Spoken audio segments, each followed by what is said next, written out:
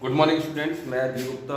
और जैसा कि आपको पता है कि एशिया के भूगोल में बीए पार्ट 3 में आज का टर्म आप एशिया की मिट्टियों का है। तो मिट्टियों के विषय में तो आप जानते ही हैं कि मिट्टियों का बहुत ही महत्वपूर्ण स्थान है, क्योंकि एशिया में आपको पता है कि लगभग 63% जनसंख्या जो है वो पूर्ण रूप से कृषि पर निर्भर है ना।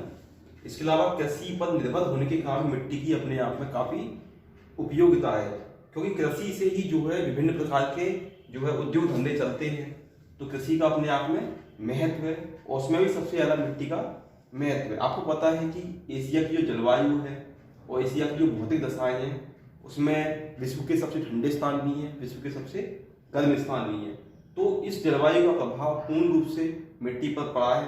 तो मिट्टियों की भी यहाँ पर कई प्रजातियाँ हैं जो मौसम और जलवायु के अनुसार उनका निर्धारण हुआ है। तो जैसे जैसे आप देखते हैं कि भूमध्य रेखा के पास जो है वो गर्म प्रदेश पाए जाते हैं, परंतु जैसे जैसे भूमध्य रेखा से दूर उत्तर की तरफ बढ़ते जाते हैं तो तापमान में कमी आती जाती है। तो इसी तापमान में कमी का प्रभाव भी मिट्टी की बनावट पर पड़ता है। वैसे तो आपको पता ही है कि मिट्टी का निर्माण जो है चट्टानों की टूट फूट से प्राप्त चूर्ण से होता है ना। और हजारों से लाखों सालों में इस मिट्टी का निर्माण होता है। आपको तो पता ही है कि लगभग 2 इंच मोटी परत को बिछने में 600 से 1000 साल लग जाते हैं, यानी कि 2 इंच मोटी परत को मिट्टी की बनने में लगभग 600 से 1000 वर्ष का समय लगता है। तो एशिया में आपको पता ही है कि विशाल मात्रा में जनसंख्या जो है मिट्टी पर निर्भर है कृषि के लिए।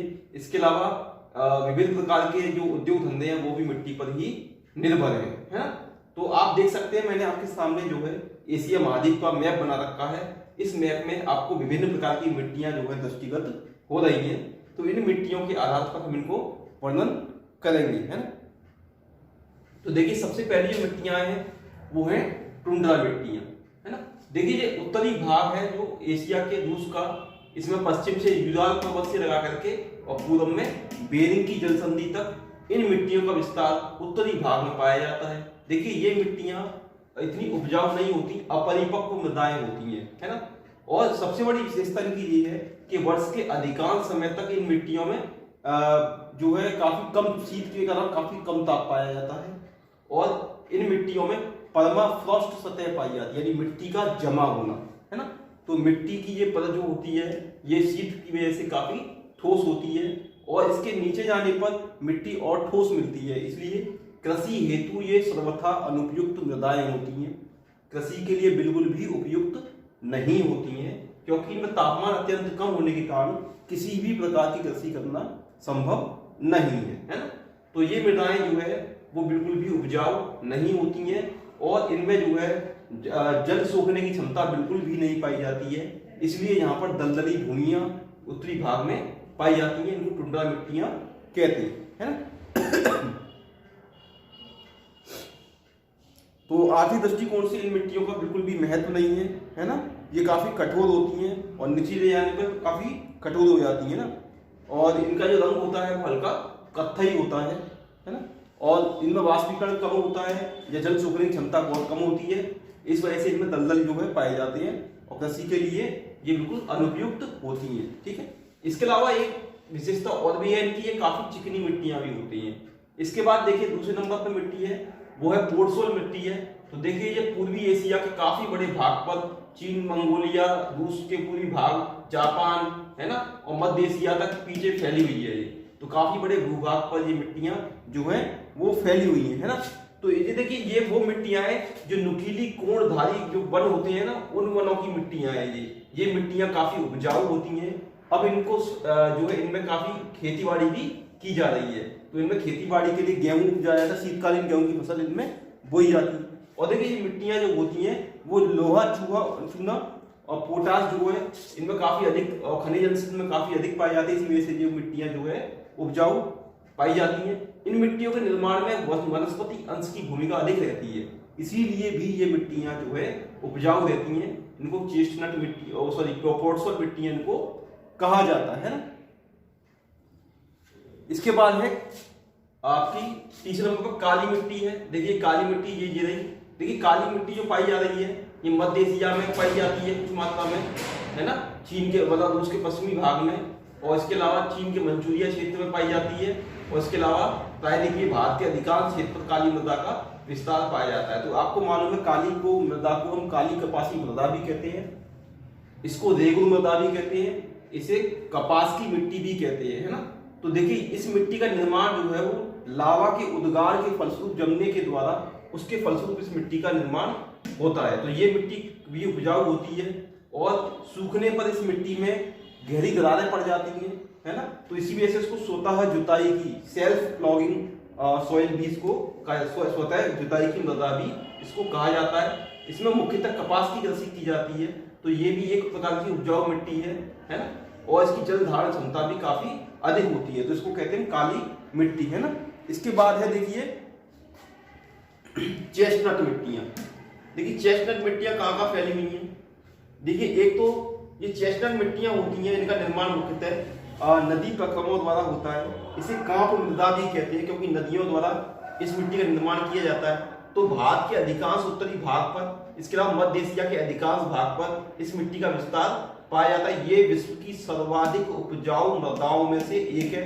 इसमें ह्यूमस की मात्रा काफी अधिक पाई जाती है। इसके बाद जैविक अंश और खनिज लवण भी इस मृदा में काफी पाए जाते हैं। हालांकि इसमें बड़ी मात्रा में सिंचाई करके बड़ी मात्रा में फसलें उपजाई जाती हैं और ये जो है गेहूं की कृषि के लिए सर्वाधिक श्रेष्ठ मृदा ये मानी जाती है। तो इसको हम चेस्टनट मृदा भी कहते हैं और इसको हम कांप मृदा भी कहते हैं। इसका जो रंग होता है वो हल्का कत्थई होता है ना। कैसा होता है? हल्का कत्थई होता है, पीलेपन से लेकर के हल्का कत्थई रंग होता है और ये काफी उपजाऊ मृदाएं होती हैं।